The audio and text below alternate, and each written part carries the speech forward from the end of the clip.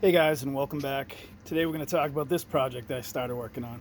This actually started, I was doing painting miniatures for Battletech, and I had hyperfixation and I needed something else. So I left that, and as we can see from the Battletech guys over here, they got no place to hang out. I didn't want to just put up wood or some sort of stands or something, so I figured I'd make a little scenery for them. So I found like an old thin piece of wood that I had. Light but strong enough to hold what I needed. And then this is foam.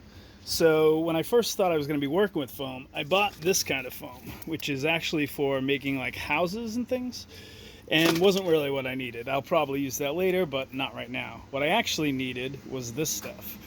So this is foam board that you can get at any hardware store. I got this at Home Depot. It was probably $5 each. And actually, this is the other section. So I still have a ton left, even though I've only used a little bit. So basically I cut those into rectangle shapes. Basically cut them out how I wanted with an X-Acto knife. And the X-Acto knife was absolutely terrible to work with, this stuff. It made it okay I could work with it, but it was really, it was tedious. So anyway, I bought this tool, which is a foam cutter. And this thing is a godsend. This thing will cut through foam and shape it and do whatever you need to do. It's got a couple different heads that go on it. You can get it on Amazon. I don't know what it was, like $14 or something. But anyway, so then I shaped them together. This was all before, this is plaster that's on top of it now, but this was all before I started. I had to find a way to get them to connect together.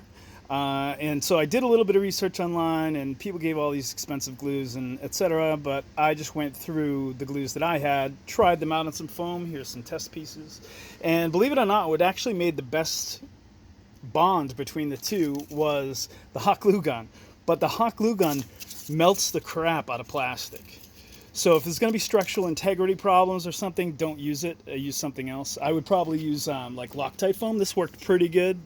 The bond wasn't as good, but it filled in the cracks really well, and it's completely malleable afterwards. You can cut it with an X-Acto, or even the foam cutter will cut through it. So anyway, I used the glue gun, but I basically just ran it in the middle, so that way, even though it's melted in the middle, there's no structural integrity. It's very strong, and it held together great for what I needed. So after I got those cut with the thing and got them glued down together, then we basically just took a real light plaster. I just used whatever I had around the house. It was something, but you can use any plaster. Just add water to it until it's really goopy.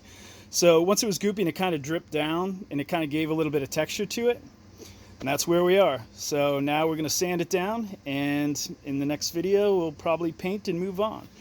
And I'll see you then.